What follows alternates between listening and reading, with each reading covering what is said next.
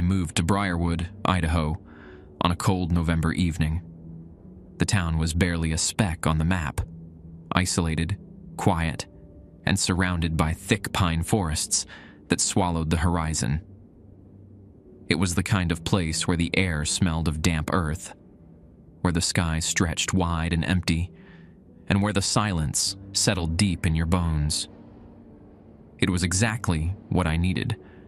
I was running from my past, a divorce, a job that had drained me to nothing, and a life that had become unbearably small. I found Briarwood by accident, a rental listing online for a modest one-story house at the edge of town, cheap enough that it felt like a miracle.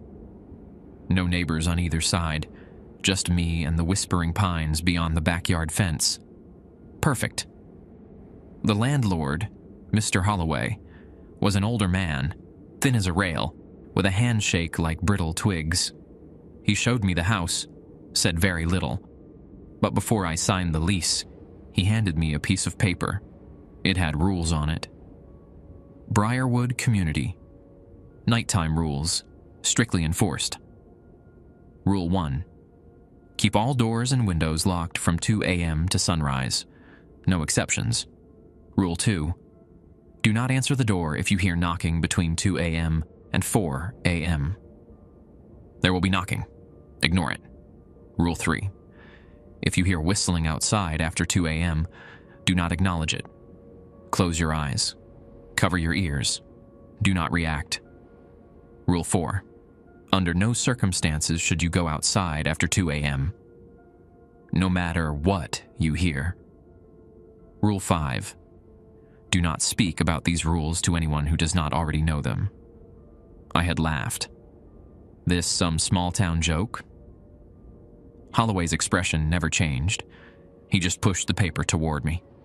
Read them? Follow them. His voice was quiet, but firm. Or leave now. Something about the way he said it, the stillness in his pale eyes, unnerved me. I took the paper. I moved in. I locked my doors. For the first few nights, nothing happened. Briarwood was just another sleepy town, where the roads felt empty, even during the day, where the people I met at the single gas station spoke in murmurs and didn't meet my eyes. I convinced myself that the rules were just old folklore, small-town superstition, passed down through generations, a way to keep kids from sneaking out at night. Until the 5th night. I woke at 2:13 a.m. to the sound of knocking, not polite knocking. Slow, deliberate, heavy knocks, one every 3 seconds. I sat up in bed, my heartbeat hammering. 3 more knocks. I checked my phone. No messages, no missed calls, no reason anyone should be at my door at this hour. Then, just as my breath caught in my throat, the knocking stopped. For 10 seconds, there was only silence. Then I heard it. A whistle, low, drifting through the trees, almost melodic but wrong. It was moving.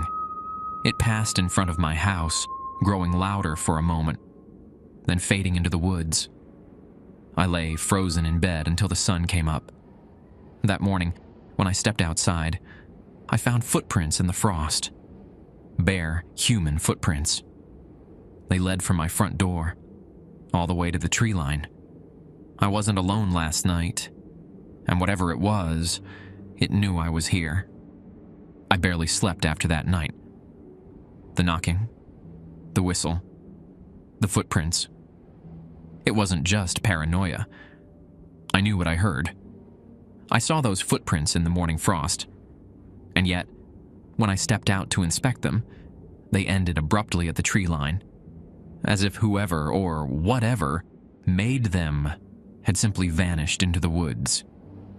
I spent most of that day on edge, jumping at every small sound. By noon, I couldn't stand being alone in the house anymore, so I drove into town.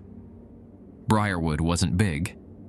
It had a single diner, a gas station, a post office, and a general store that looked like it hadn't been updated since the 1970s. The few people I passed looked at me, but didn't hold their gaze, like I was something they'd rather ignore. Inside the diner, the scent of coffee and bacon should have been comforting, but it wasn't.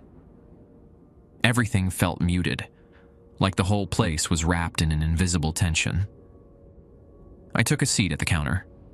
A woman behind it, mid-40s, graying hair, a name tag that read Maggie, poured me coffee without asking. I hesitated before speaking. "Hey, can I ask you something?" She didn't look up. "Depends on what it is." I took out the piece of paper Mr. Holloway had given me and slid it across the counter. "These rules. Are they serious?" Maggie stopped mid-pour. For a moment, she didn't move. Then, slowly, she looked up at me. "You followed them last night?" I swallowed. "Yeah." She nodded. "Good." I waited for her to say more, but she didn't. Instead, she picked up the coffee pot and moved further down the counter, as if the conversation was over. I tried again. "Look, something was outside my house. It knocked, and the whistling." Maggie's grip tightened on the coffee pot. "Don't talk about it." Her voice was low, urgent. I leaned in. "But what the hell is it?" For a second, I thought she might actually answer. But then she glanced over my shoulder, and her expression changed. Fear. I turned. An old man had entered the diner. He was wiry, sun-leathered, dressed in a flannel jacket, but it wasn't his appearance that sent a chill through me. It was his eyes. Cold, gray, watching me with quiet intensity. Maggie turned away, busying herself with plates that didn't need cleaning. The other customers hunched lower over their meals. The tension in the room was suffocating. The old man walked straight to me and stopped a foot away. "You're new," he said, his voice as rough as gravel. I nodded. "Yeah." "You heard it, didn't you?" I exhaled slowly. "The whistling?" The man's jaw tensed. He sat down beside me. "Listen carefully, boy. You follow the rules. You don't talk about it. And you sure as hell don't go looking for answers." I felt my pulse in my throat. "Why not?" The man studied me for a long moment. Then he leaned in and whispered, "Because if it knows you're listening, it listens back." The diner door swung open. For a split second, I swore I heard something outside. A soft, distant whistle carried by the wind. The old man stiffened. He stood abruptly and strode out of the diner without another word. I sat there, my coffee untouched, heart pounding. I wasn't crazy. The town knew.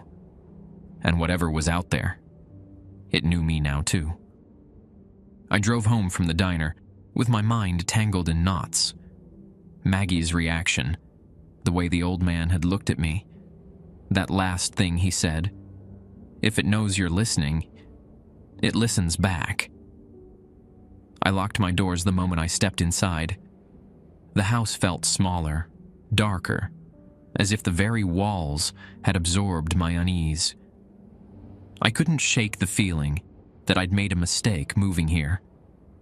Still, part of me wanted to believe it was just a local legend, a weird bit of town folklore meant to keep people from wandering the woods at night. Maybe the knocking had been some drunk messing around. Maybe the footprints were my imagination, distorted by morning frost. But the whistle. I had never heard anything like that before. That night, I sat in my living room, with every light on, waiting, listening. I kept the paper with the rules beside me on the table, reading them over and over.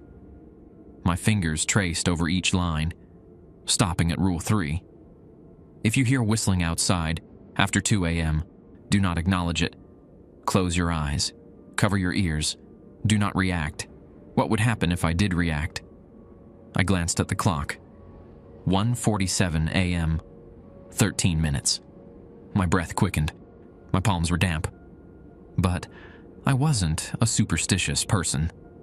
If I was going to live here, I needed to prove to myself that this was nothing. So, I made a decision. At 1:59 a.m., I turned off every light. I sat in the darkness, heart hammering, staring out the window at the moonlit trees, and I waited. The silence felt heavy, pressing against my skull. Every little sound, the house settling, the wind against the glass, made my skin crawl. Then, at exactly 2:07 a.m., it started. The knocking. My breath hitched.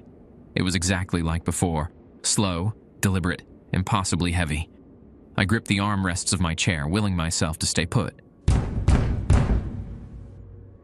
I bit my lips so hard I tasted blood. My hands ached from gripping the chair.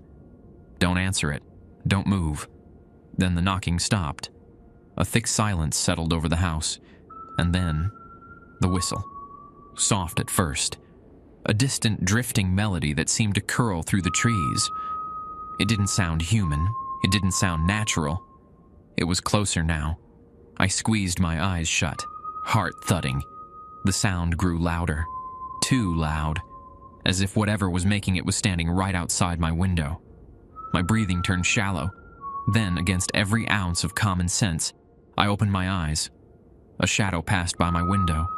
Tall, thin, wrong, not walking, gliding. It stopped, and then, in a slow, deliberate movement, it turned its head toward me. The whistling stopped. My blood ran cold. It knew I had looked. I lunged off the chair and dove onto the floor, pressing myself against the carpet, hands clamped over my ears.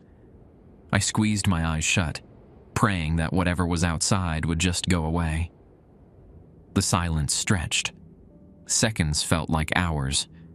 Then, so softly it could have been imagined, a whisper came through the glass. I see you. I didn't sleep that night, and I didn't stop shaking until the sun finally rose. I didn't leave my house the next morning. I sat on the couch, hands still trembling, my mind replaying that moment over and over. The shadow gliding past my window, the way it had turned toward me, and that whisper, I see you. It wasn't possible. It couldn't be real. But I had felt it. The air in the room had changed in that moment, like something ancient and hungry had pressed itself against the glass, sensing me, marking me. I tried to convince myself it was just my sleep-deprived brain playing tricks on me. But then, I saw the footprints. They were back. The frost on my porch had melted, but the footprints remained, bare, human-shaped, too long, leading directly up to my window. But the worst part? They didn't leave. The prints ended, right at the glass, as if whoever, or whatever, had just stood there, watching me. I slammed the curtains shut. I needed answers. By noon, I forced myself to leave the house. The paranoia followed me, sinking its claws deep into my mind. I kept checking my rearview mirror, half expecting to see a tall, thin shape standing at the edge of the road. I didn't, but I felt it. When I reached town, I went straight to the diner. Maggie was there, wiping down the counter. But the moment she saw me, her face darkened. "You looked, didn't you?" she muttered. My stomach dropped. "What are you talking about?" She sighed and put the rag down. "People like you always think it's just a story," she said, shaking her head. "You think we're just some backwoods town full of superstitious idiots. But you don't get it. The rules aren't there to scare you. They're there to keep it from noticing you." I leaned in. "What happens now?" Maggie's lips pressed into a thin line. "You're marked," she said finally. "It knows you. It'll keep watching now, testing you." My mouth felt dry. "How do I stop it?" Maggie hesitated. Then she slid something across the counter, a small jar of black salt. "You pour this in a circle around your house, every night," she said. "It won't stop it, but it might keep it out." My fingers tightened around the jar. "Might?" Maggie exhaled sharply, leaning in close. "It doesn't always follow the rules." A chair scraped loudly behind me. I turned. The old man from yesterday was sitting in the corner, watching me. He didn't say a word. He just tapped his fingers against the table in a slow, rhythmic pattern. Just like the knocking. I stared at him, his lips curled into the faintest smirk. I left the diner without finishing my coffee. That night, I did exactly as Maggie told me. I poured the salt. I locked every door and window. And when the knocking started at 2:04 a.m., I didn't move. But this time, the knocking didn't stop. It just kept going. And behind it, beneath the noise, I heard something else. Fingernails dragging against the glass. The knocking didn't stop. Slow, steady, relentless. It wasn't just at the door this time. It was moving, knocking on the walls, the windows, the back door, a slow circle around my house. I sat curled on the couch, gripping my knees, heart hammering. The salt was supposed to work. Maggie said it would work. But the knocking continued. Then, at 2:37 a.m., it changed. The knocks turned lighter, softer, like fingertips tapping against the glass. Then, a voice, not whispering, not distant. This time it was clear, right outside my window. "Let me in." I stopped breathing.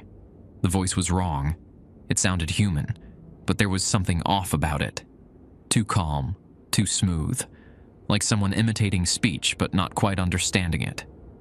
I squeezed my eyes shut. Don't react. Don't acknowledge it.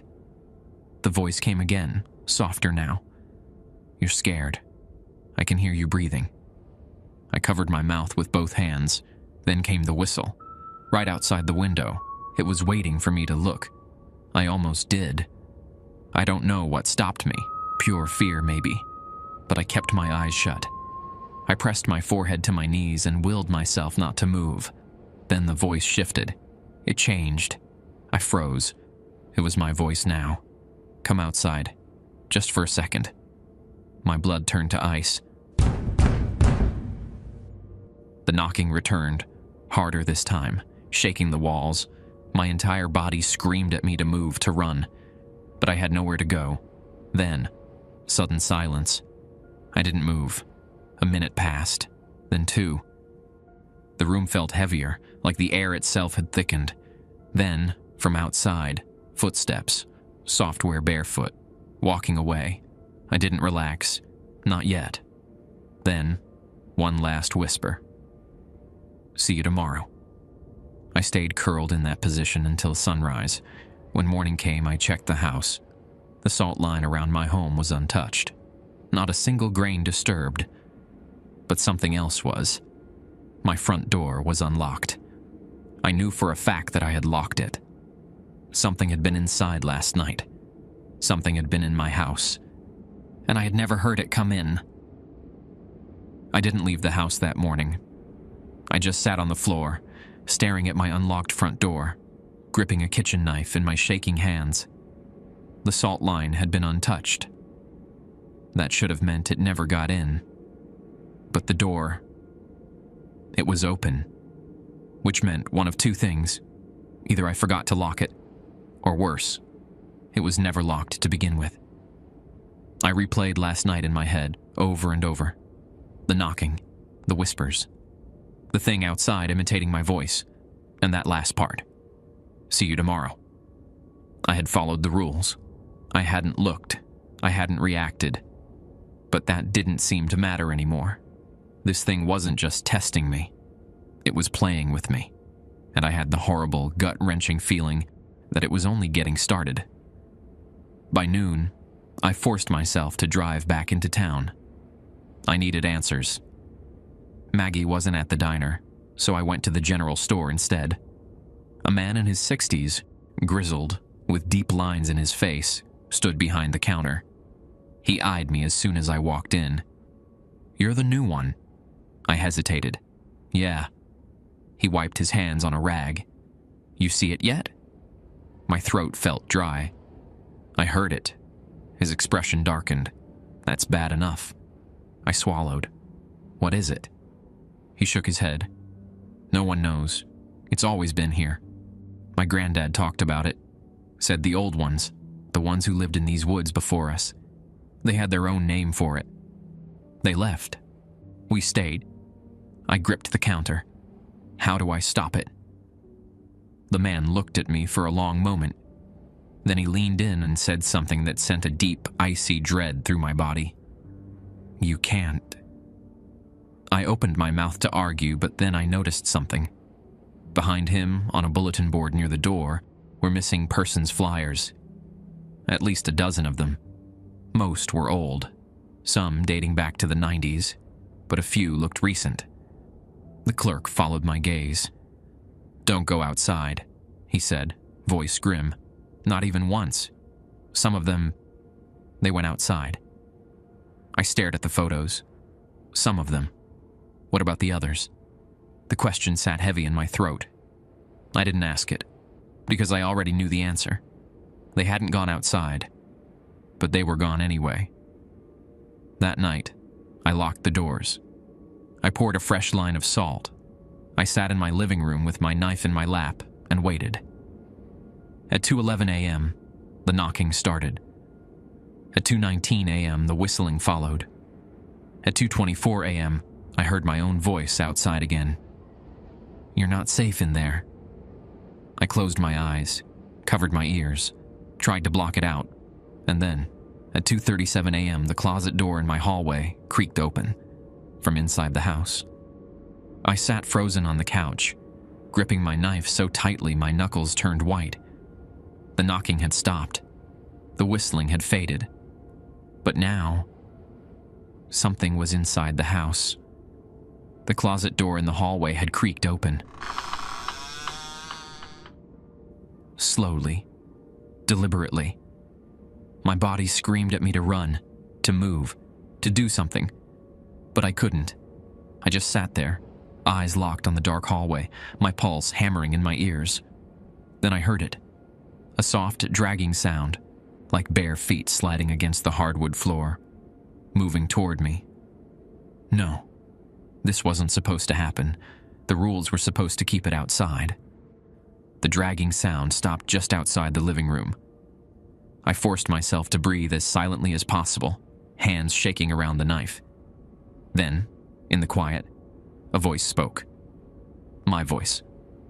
"I can see you." A rush of cold terror crawled up my spine. It was close, right in the doorway. I wanted to scream. I wanted to look. But I didn't. I squeezed my eyes shut, clamped my hands over my ears. Don't react. Don't acknowledge it. Then, the floor creaked, right in front of me. It was standing there. I could feel it. Too close. Then, warm breath against my ear.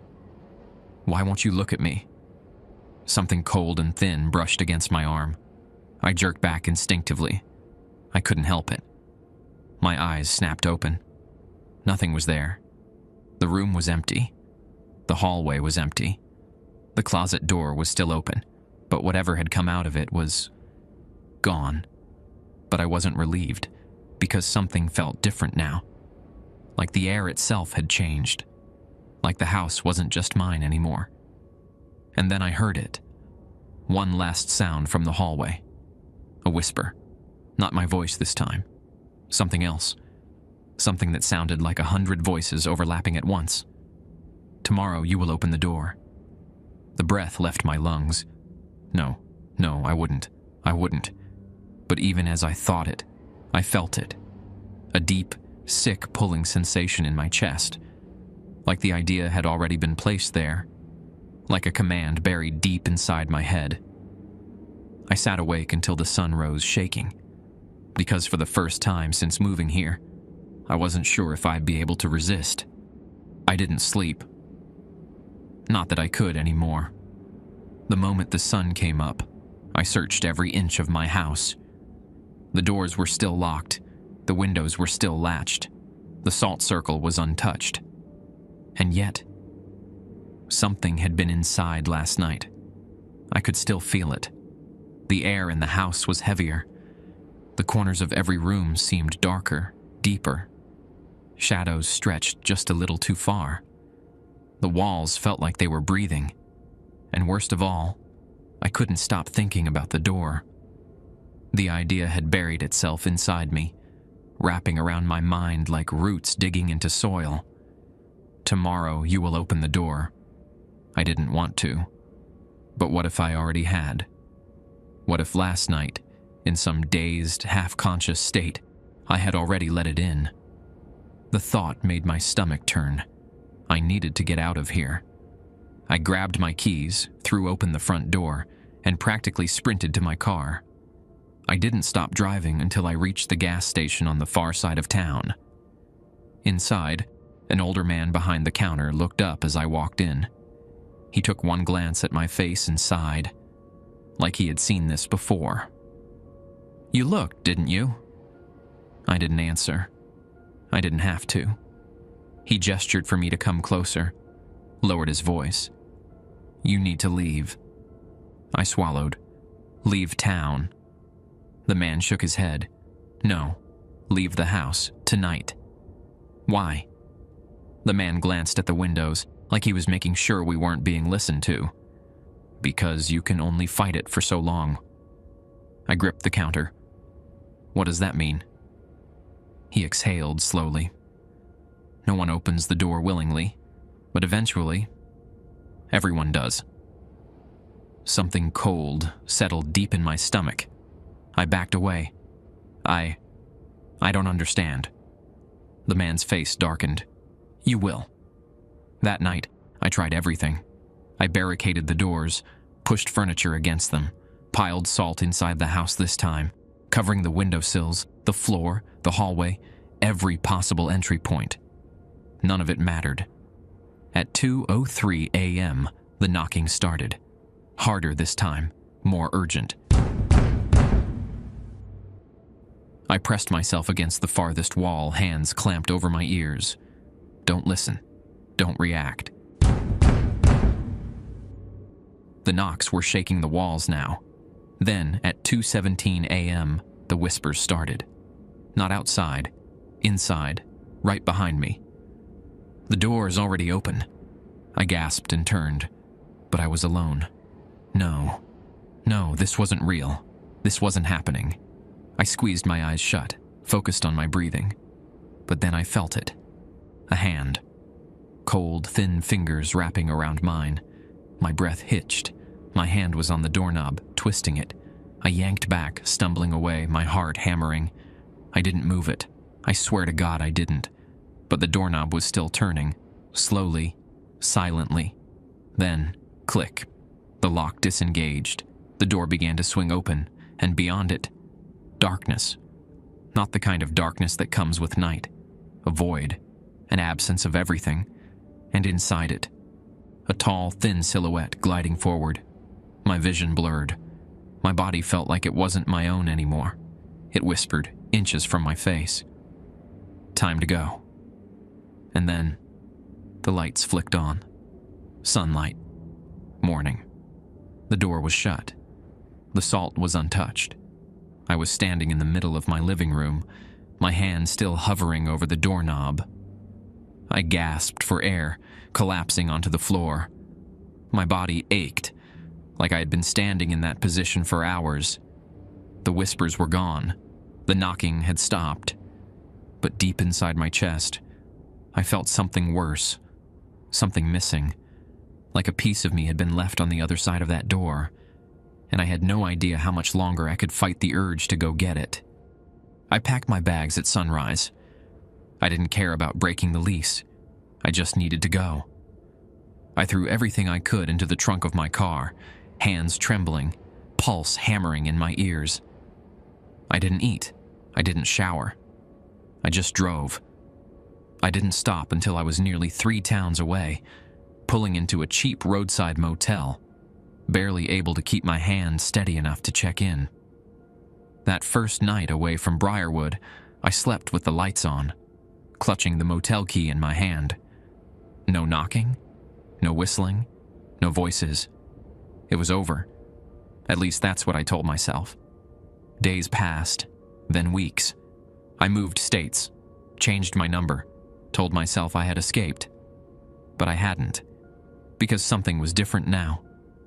At night, I still dreamed of the door, the one I almost opened. Some nights I saw the void waiting behind it. Some nights I saw the silhouette stepping forward. And some nights, I saw myself, standing in my living room, pulling the door open. And when I woke up, the door to my bedroom was always open. At first, I thought I was just forgetting to close it. Then, one night, I locked it, bolted it shut. But when I woke up, the lock was still engaged, the bolt was still in place, and the door was wide open. I started sleeping in chairs, away from doors. But it didn't matter, because last night, I heard it again.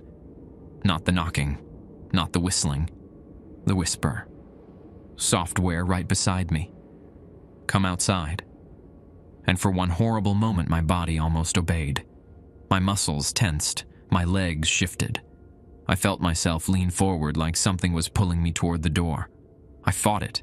I won. But next time, I don't know if I will. Because the truth is, you don't escape it. It doesn't stay in Briarwood. It doesn't wait at 2 a.m. Once it knows you, it never stops watching. And one day, sooner or later, I will open the door.